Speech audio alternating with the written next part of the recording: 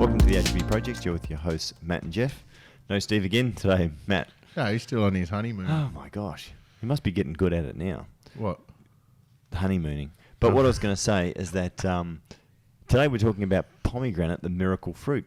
I like pomegranate. Pomegranates are amazing. And then the funny thing is that it's folklore, if you like, or its lore goes back centuries. In fact, they even believe, some people believe that, you know how they used to refer to the fruit in the Garden of Eden as being an apple, which is actually, there's no mention of it being a fruit at all, but many people have put forward it's actually a pomegranate because it kind of came from that area, from Persia, basically, I believe.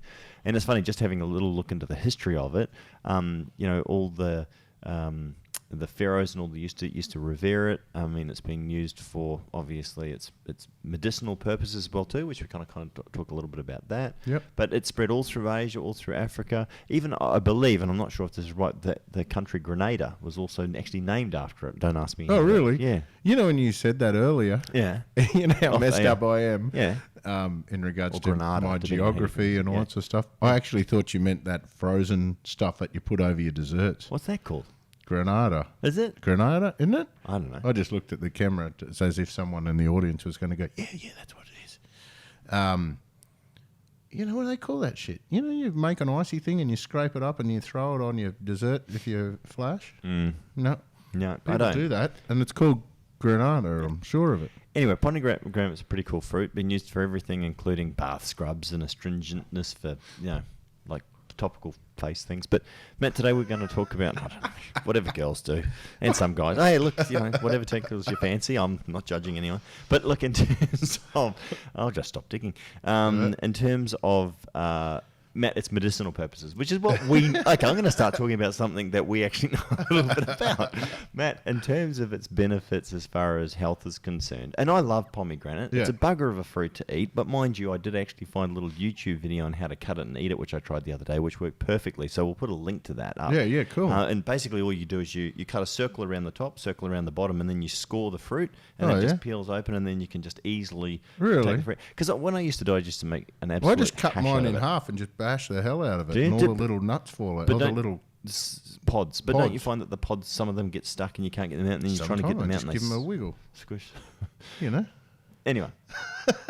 So what's so interesting about pomegranate, Matt? No, pomegranate is great, and one of the reasons why I've researched a fair bit into pomegranate is because I'm a terrible gardener, and I always try to grow all these medicinal herbs, and I try to grow all these amazing super fruits and foods, and then I just kill stuff, and then those things that die, I just chop them out, put another thing in. But pomegranate, it's really hard to kill, so I managed to be quite successful growing it. But the cool thing is about pomegranate, all year round, you might find some benefit from it. You might need different parts of it all the time, but only fruits, certain times a year. It's a very productive plant. It fruits a lot. But even when it's not fruiting, you can actually use the leaves, you can use the flowers, and then when you actually take the juice out of the fruit, or, like you were talking about how to get the little pods of juicy pulp pod things out of it. But 40% of the actual fruit itself is pulp. And it's the pulp that's in the peel, and it's very, very therapeutic. So when you have a look at it today, I'll quickly run through the leaves, how to use the leaves, what they're good for, how to use the flowers, what they're good for, how to use the oils and that sort of stuff out of those things, looking at the peel and all the pulp. We'll also then look at the seed that's left over. That often a lot of people that juice things remove the seed as well. So we'll talk about the seed and the seed oils. Then we'll talk about the juice, and then maybe even some really cool research on pomegranate vinegars and that sort of stuff as well. So we'll show the whole plant and the whole fruit, everything about it, how to use it and what it's good for and that sort of stuff. It's amazing. And it's kind of cool because every part of it, you don't get to waste a thing. Well, but before, I had no idea about the flowers. I had no idea about the leaves. I mean, that does make sense. But, I was thinking, obviously, when you're talking about medicinal purposes, I knew that the pericarp or the pericat, whatever you call it, which is the outside, the pulpy stuff, the bitter, nasty sort of stuff. It's very similar in a way to mangosteen, which has got a lot of benefits as well, too. In the fact, John fruit. Queen of the fruits, because that's its name. It's Queen of the fruits. I think I thought pomegranate was king of the fruits, and we were talking about this off air. And I think mangosteen's called Queen of the fruits, and you go, what? It's named after John. Actually, it's funny. I think Cleopatra liked pomegranate. That doesn't work anyway.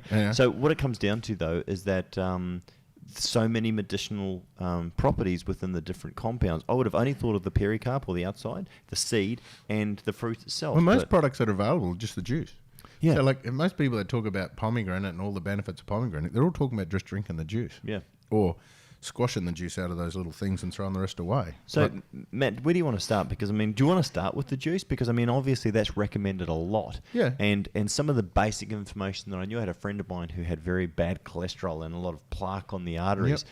And I'd done a lot of research into the fact that it has a profound impact on helping to reduce and remove plaque out of the arteries. Do you know much about that and the methodology of how that works, or the mechanics of how that works? Yeah. So basically, within the juice of the pomegranate, it's a very powerful antioxidant. So the juice has got a lot of antioxidant components. Now remember, with the juice, that's where we'll get a bit of the sugar. That's where you get most of the water. Mm-hmm. So you'll find within a juice the concentration of actives are much lower, which basically means you need a high dose and that sort of stuff, which is lucky because you have a whole cup of it. So with pomegranate juice, very powerful antioxidant, plus it contains a lot of the vitamin C, a lot of the bioflavonoids, and a lot of those other nutrients, lots of carotenoids and that sort of stuff as well, which is a big matrix of antioxidants. Yeah. And then typically what happens is, you know how you get cholesterol in your arteries, mm-hmm. and you get and your arteries are also really oily, flexible membranes that are supposed to be pulsing, vasodilating and constricting to maintain blood pressure and that sort of stuff. Antioxidants stop the cholesterol from becoming oxidized. And what happens there is when your cholesterol gets oxidized, it goes from this really smooth, round bubble floating through your arteries to this higgledy-piggledy, spiky-looking thing. Almost looks like a prickle or a burr, Yeah. And it doesn't, your immune cells go and go, oh, what the hell's that? And they'll attack this oxidized cholesterol, and then they grab it and they try to take it away thinking it's an infection, cover themselves in calcium, and that's what creates a thing called a foam cell, and that's what a hardening in the artery is. So whenever you use an antioxidant to protect cholesterol from becoming damaged, you're actually stopping the amount of plaques you form. Yes. And then you also use antioxidants to maintain the elasticity in the artery walls, so your artery walls can respond to blood pressure and make sure your blood pressure stays in a healthy range and doesn't go up. Yeah, because I mean, there's obviously that plaque in the arteries. Not just restricts the size or the diameter of the pipe, so obviously it makes the pressure go up, but also where it's really bad is when it can actually then make those arteries, as you say, go brittle and split, and that's when you're looking at... Like if you look at hardening in the artery, if you look at blood pressure and hardening in the arteries really simply, it's like you've got one fluid-filled pump and one hose coming out one end and in the other end. Mm-hmm. And what we're finding here, if your pump is pushing too hard, or if you've got too much fluid in your hoses, the pressure within those hoses increase. So what happens if your pressure in your hoses increase? They harden. Look at you. You're just dirty bastard. I'm not saying you just anything. sit there. No, I know, but you sit there and give me that look as if you're curious. Seriously, we're like 13-year-old schoolboys. Yeah, I know. You just got this shit-eating grin on your face. Going, okay. You're talking about Brooke, cut that. Make us look professional. Okay. No, don't cut that. This is just the reality of the adults in the world. Oh, my gosh. No, so basically, if you've got too much pressure within your arteries, I can't even hold my hands like this now. If you've got too much pressure within your arteries, the arteries are risking going to pop. You can't make eye contact. No, I know. I can't look at you either. And then, because I know you're thinking about my hardened arteries. No, I'm not. And then basically what happens is your body's got to harden the arteries so the arteries don't pop. Shit. Okay. Yes. Okay. Back to pomegranate. I was talking about pomegranate. What the bloody hell are you talking about? No, I don't. So what I'm saying is, with antioxidants, yes, they allow the arteries to be more elastic, allowing them to throb and dilate and that sort of stuff safely without risk of it exploding and popping. And so otherwise, if you have too much pressure within the arteries, they have to harden up or they risk exploding and can't hold the fluid in. Right. Which is not good. Yeah, so antioxidants are good for preventing all that. Mm-hmm. Whew, let's move away from the juice. Let's do that. Juice sucks. No, and when you think about it, of the pomegranate, because it's got the highest amount of water in the juice, it's got a lot of the similar actives you'll see across these things, but the juice is probably the weakest part. Right, but the bioflavonoids in the juice, though, I mean, obviously that's kind of cool. When you juice, I'll tell you how to make the juice amazing, though, with pomegranate, and they don't do this when you buy commercial juice. Yeah. So when you do commercial juice, what they actually do is a couple of brands out there I can they think of. squash the juice out, but don't forget, they want your juice to be juicy. Yeah. All right? They want it to be thin, pomegranate coloured, and that sort of stuff. Now, when you actually have a look at the pomegranate and you do that thing you did where you take the peel off and you shake out all the little balls. Yep. It's clear almost. If you imagine for those people that have never seen inside a pomegranate, it's almost like corn kernels, these little things. They come out like corn kernels that's full of juice. It's got a thin layer around the outside full of juice, and then right in the middle of each one of those corn kernels is a bloody corn cob. It's got like a little seed, a little weird hard seed inside every one of them. So what happens is they get rid of that seed, because if they crush the seed with the juice, the seed is full of oil and full of fiber, and it makes it go thick, it makes it go cloudy, and it actually makes it go totally different taste. Plus the seed has a lot more of those bitterness and that sort of stuff as well. So, and the astringency. So they remove the seed from the little pods before they juice it. If you're juicing pomegranate at home, make sure the seeds go through it, because the seeds have got amazing stuff. I will talk about them in a second. I will talk about seeds now. Okay. Because what's in the seed is a very unique thing. Now, pomegranate is a very important commodity throughout the world at the moment, because it's one of the only plants that they found to have a high amount of this thing in it called Pianistic acid, which is an omega-5 oil. So you want to talk about omega-3, omega-6. Pretty much that's all people talk about, 3 and 6. So that we have too much omega-6 because that comes from cereals and grains, not enough omega-3 because we're not eating grass-fed, and that's why we're all dying. That's a theory. But there's also 5, 6, 7, 9, that sort of stuff. So 5 and 7 you don't hear too much about. Nah, omega-5, an omega-5 oil is actually, your omega-3 oils, they call them linolenic acid. That's the precursor. Yeah. There are things in nature where they've got conjugated linolenic acid, which means they've got these omega-3 oils that are tightly held together in a bond, and they act differently. They don't act like an omega-3, but their omega-3s bound together, and that's these things they've nicknamed Pianistic acid, which is an omega-5. So that's what's in pomegranate seed. Yeah, there's no rare compound, isn't it? Yeah. Well, there's no other plant that's made in adequate supply for this thing to be viable. Right. But when you have a look at Pianistic acid in the pomegranate seed itself, it's about 80% of the seed weight is Pianistic acid. So not only is it there, but it's in a very high yield compared to other things. Yeah. And guess what the other components are?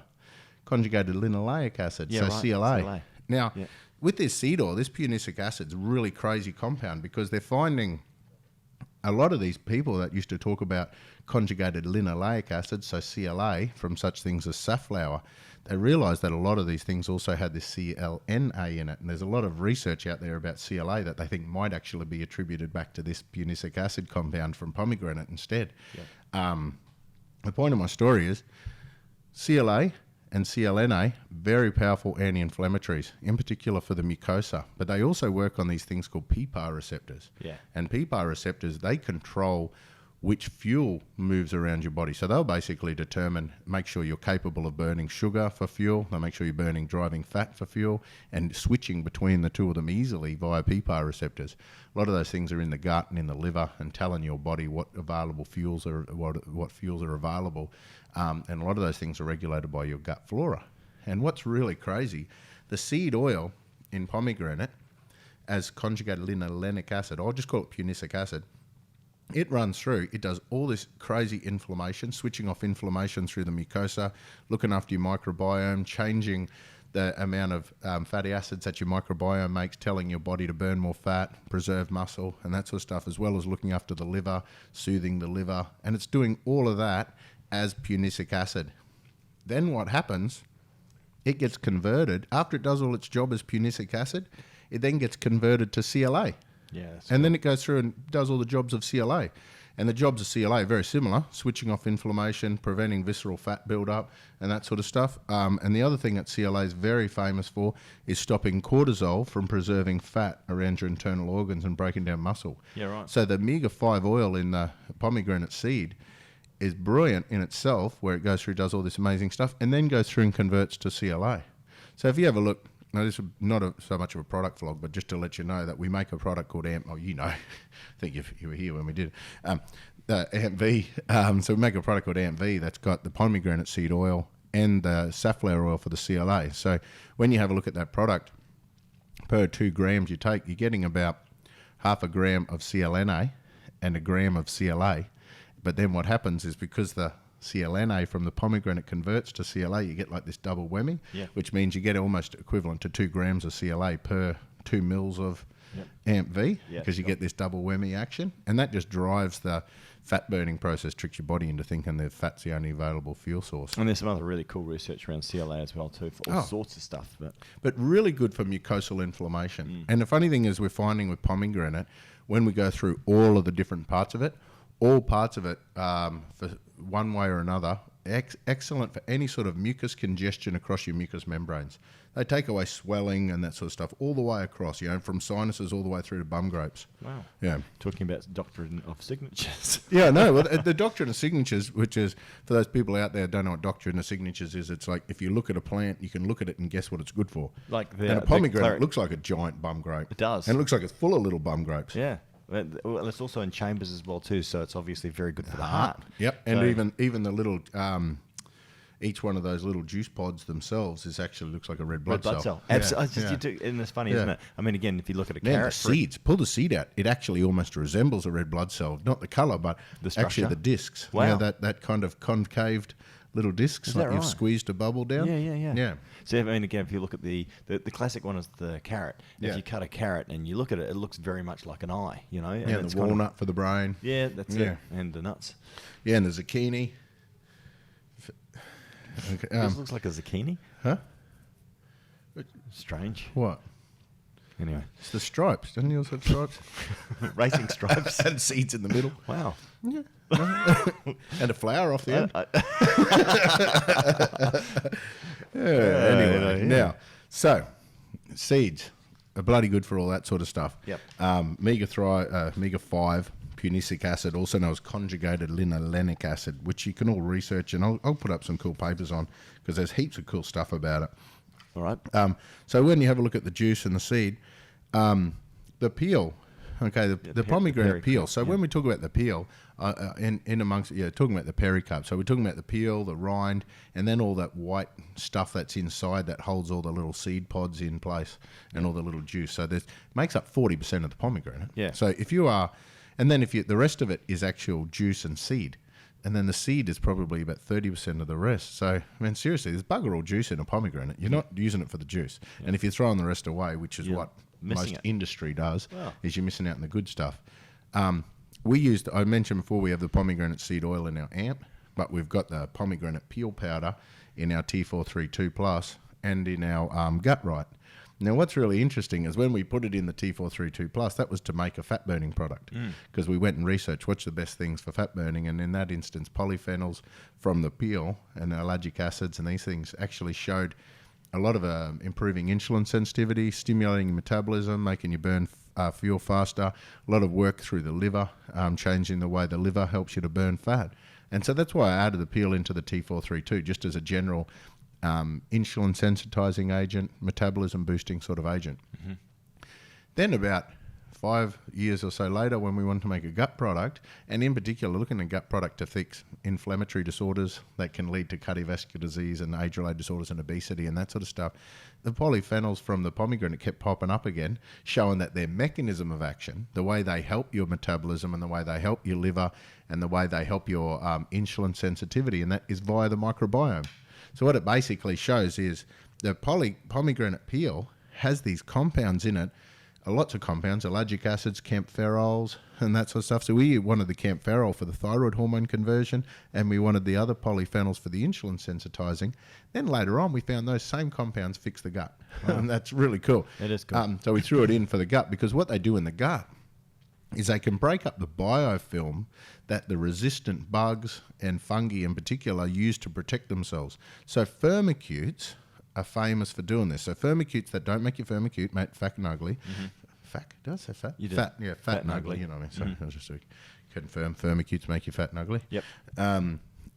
Basically, what happens is they're things like lactobacillus, clostridiums, E. coli, staph, strep, and then on top of that, we get things like candidas, overgrowth, and fungi and yeast. Pomegranate peel can destroy all those. And it changes the environment in your gut where you can't make this biofilm and they can't protect themselves from your natural defense mechanisms. So basically throwing the pomegranate down kills off the bad bugs that make you fat, and they enhance the good bugs that speed up your metabolism. And it does that through a lot of these compounds. The cool thing is, man, it just keeps getting more and more cool. I know. Because you see these allergic acid compounds that's in the peel. Mm-hmm.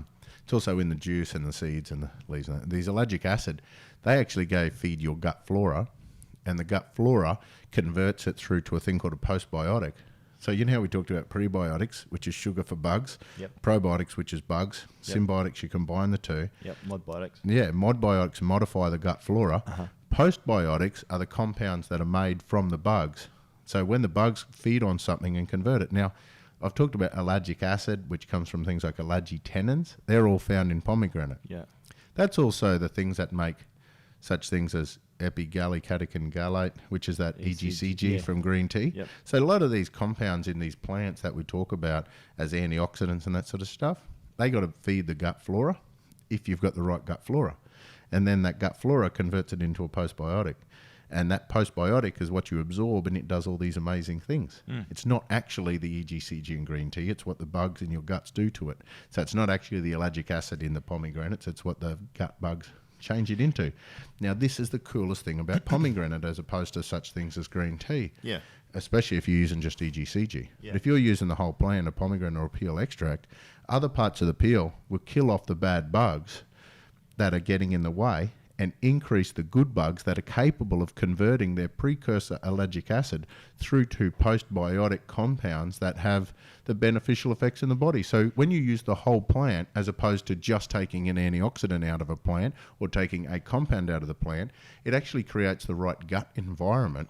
So for you to get the actives and convert it into the thing your body needs. And that's the difference between natural medicine and pharmaceutical. Or holistic medicine. You took the words out of my mouth, man. And recently you went and had some conversations with some really smart people at some universities recently, talking about some of the stuff that they've indexed. And you're really excited about, well, they haven't indexed it as well as what they could have. But there's a huge library of compounds and natural medicines and 30,000 plants tested. And you're sitting there like a kid in a candy shop going, oh my gosh. And it's funny because what you relayed to me is that these people at first, they're like, okay, we don't know why the dean and the chancellor are so excited about what we're doing, right? Because they kind of go, oh yeah, right, you're just some natural, hippies. Natural company hippies. Yeah. And they already had worked out in their mind why our stuff would not work. Yeah, right.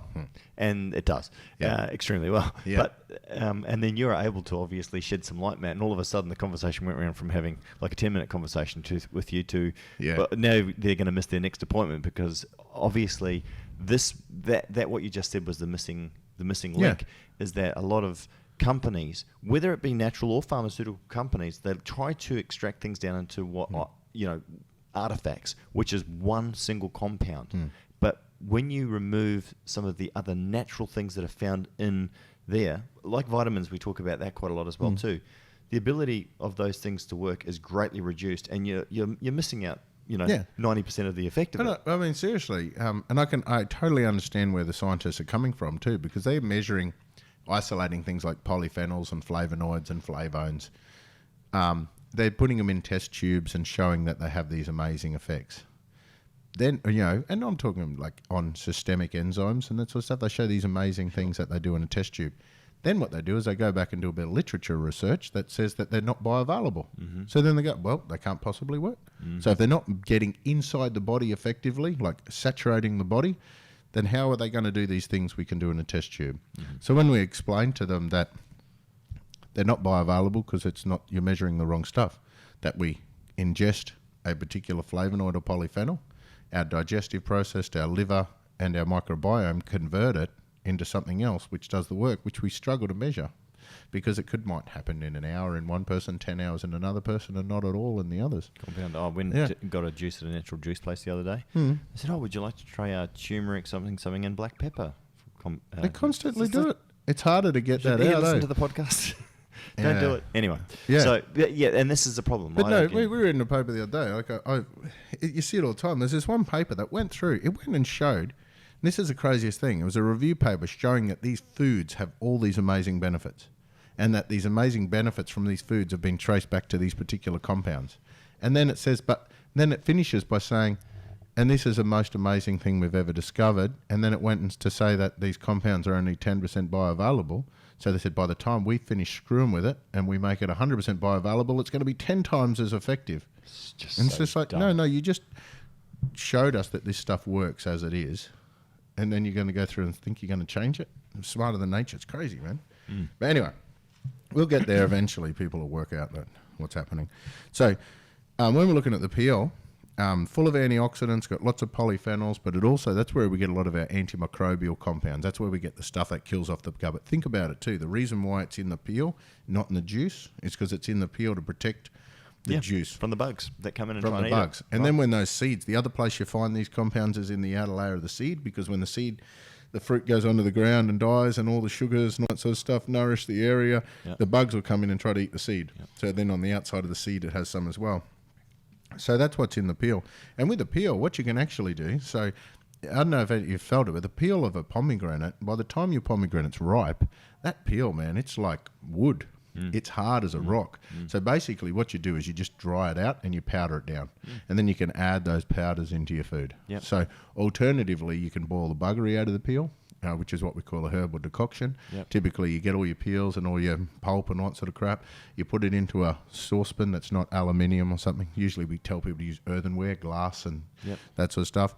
And you boil it down till 30% of the water's gone.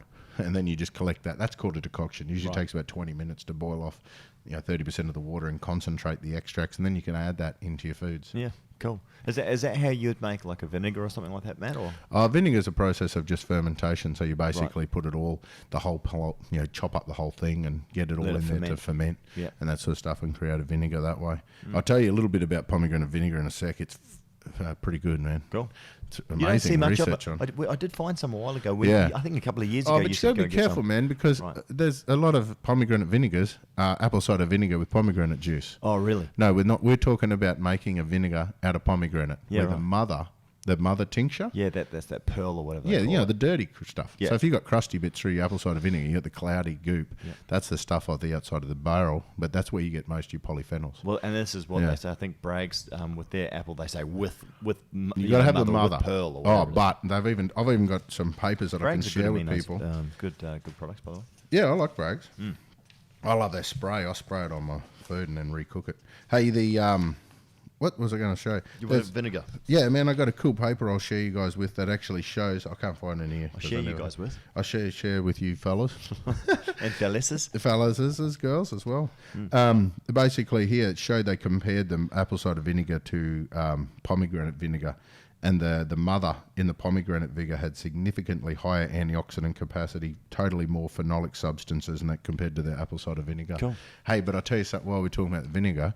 So what happens with pomegranate vinegar, you basically end up with a lot of acetic acid. You end up with the acetic acid bacterias that live in there, and you end up with this mother tincture that's concentrated forms of all the polyphenols that's in the peels and the seeds and the fruit pulp and everything. It's amazing stuff. But what's really cool, you know how I told you we got the pomegranate seed oil in the AMP-V? Yeah. And the pomegranate peel in the gut right and the T432. Yep. So if you're doing AMP-V and T432 to stimulate your metabolism, there's one thing you can actually do to make it better.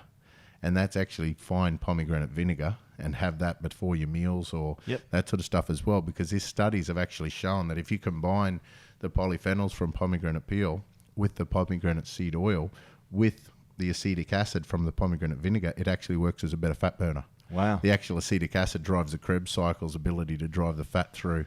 And that's one of the and what's really cool about this is the big loop. You got to keep making these connections because everything we do is a mind map. Yeah. So now think about this. The bioflavonoids, the polyphenols and everything, all the poisons, the modbiotic compounds in the pomegranate peel creates a gut microbiome that creates more acetic acid in response to eating. So what's really cool about pomegranate will create a microbiome in your gut that generates more acetic acid as a byproduct. That's the short-chain fatty acid made by the good healthy bugs that will stimulate a faster metabolism.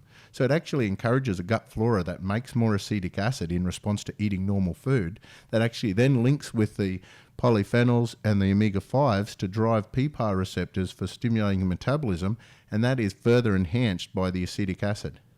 So you get the full picture when you start using this whole plant, and you're actually going to change your microbiome to creating pomegranate vinegar in your gut. Because that's the same thing. Alternatively, because it's really funny. AMP-V. Yeah. Just quietly. Oh no, just quietly. Don't tell anyone. But we trust you guys. It actually stands for a Mediterranean paradox vinaigrette. So I know it's amp K is what we drive it, and amp Yeah. B was just another way of not saying amp K, and that sort of stuff. But what I originally nicknamed amp come from a Mediterranean paradox, because my original research for the amp V was working on the Mediterranean paradox. Going, what do these guys do to stimulate their metabolism? And basically a lot of the stuff was going back to vinaigrettes.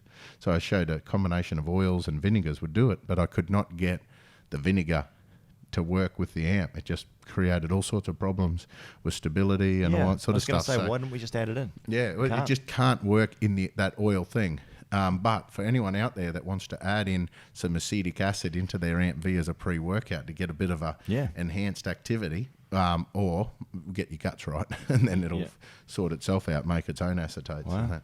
But that's kind of cool, huh? Very cool. Yeah, so throw in pomegranate vinegar, but you can imagine now, if you were to have salads and that sort of stuff, where you could find some pomegranate vinegar, you can actually buy pomegranate seed oil as well. But if you did pomegranate vinegar, pomegranate seed oil, and then get your pomegranate actual little seed pods, the fruity, juicy pod. What the hell do we call those things? I keep forgetting. Alcohol pods. Yeah, those little juicy pod stuff. That's what you put all through your salads. And you just eat that constantly. It'll be bloody good for you, hey? And don't do it just a shot of apple cider vinegar if you can find pomegranate vinegar. And it's really good. And the studies are on actual pomegranate vinegar too. They're excellent. So now we've talked about the juice, the vinegar, the seed oil, the peel. Leaves and flowers. So you can also use leaves and flowers. So basically the pomegranate, like I said, the pomegranate tree, even it's drought hardy, it's resistant to most things. It's got lush. It's a very productive tree when it comes to how much leaves it can produce, and then the flowers as well. And I think it's about 10 to 1, the amount of flowers we produce compared to how much fruit comes off our tree. And to be perfectly honest, man, they're buggers to grow because, I mean, they're tough as nails for the leaves and the flowers. What happens is the fruit you get a wrong bit of rain on the wrong day and all your fruit pops. So, like, if you're sitting there thinking, I've got this whole orchard going just for sucking some juice out of this thing a couple of times a year, you're kidding yourself, man, because you've got so much awesome leaves and flowers. So the leaves, you can just harvest the leaves and you can just let them sit and dry.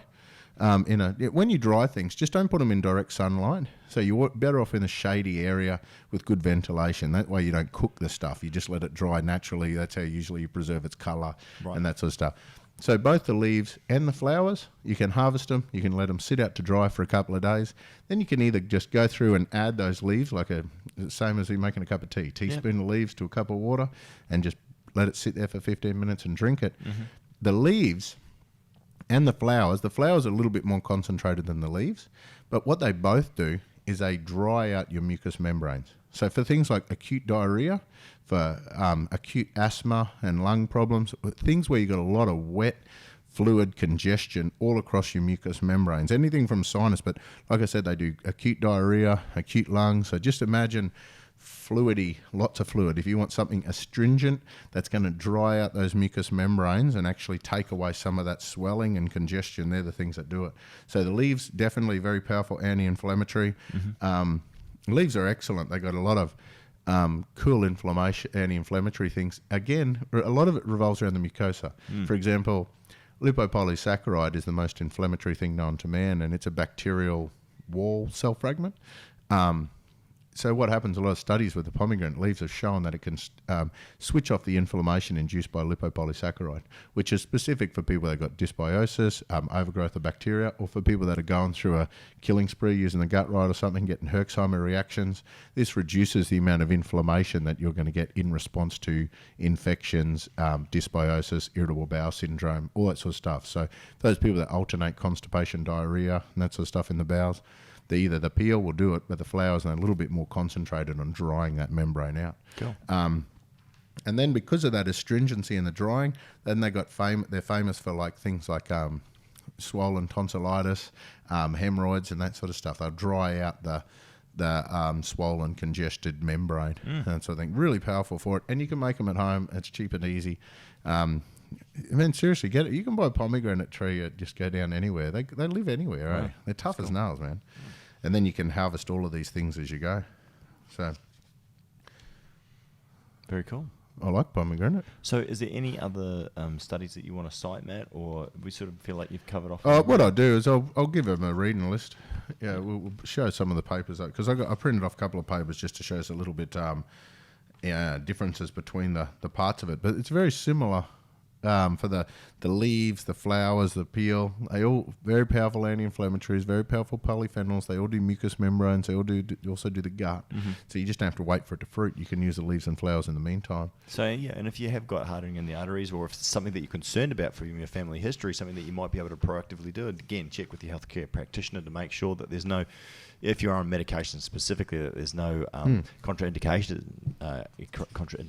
there. But I think it's a fantastic fruit to use. I mean, as Matt said, get the pomegranate, take some of the pulp as well as the juice, as well as the seed, and put that through a cold pressed juicer if you want to, and sort of crush all that up with some of the pulp, and make sure you eat the pulp as well too. You put some of that back in, because otherwise you're missing some. Just that outside peel that's rock hard. Yeah, but remember that's where the colour is. Well, you can put a small amount of that, Matt. I mean, it's very astringent. Just very see how bitter. you go. But otherwise, you can powder that up. So what you can do is you can scrape the soft white pulp with the seed pod juicy things.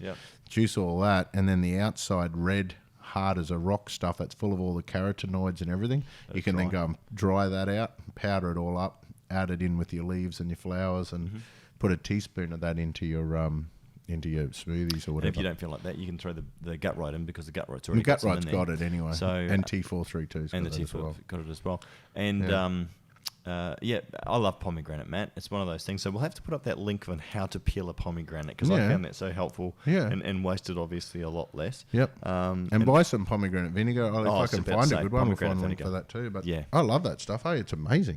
You got me onto it a couple of years ago. So I think Tony uses it on a lot of vinaigrettes and salads and stuff like that. So.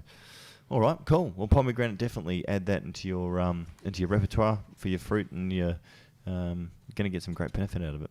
Matt, anything else you want to finish off on? I mean, information is so powerful. It's something we're passionate about. I mean, and again, it's something that you need to consistently look at, review, question everything. And it constantly changes, so we need to constantly keep up to date with the most recent information and that sort of stuff as well. So yeah, cool. That's all we do, try to share a bit of that. Yeah. All right, mate. Well, thanks, Matt. And no, thank you, Jeff. And you can get off my lap now. That was weird.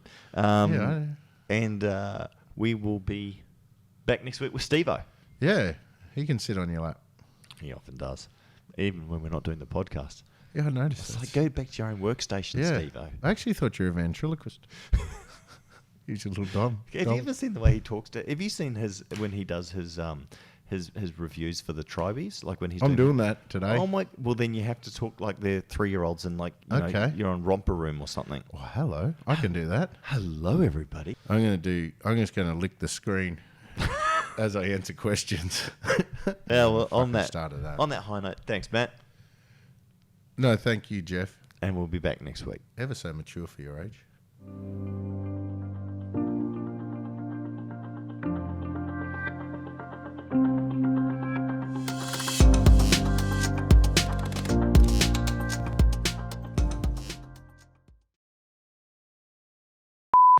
Hello. It's not 10 minutes like before in your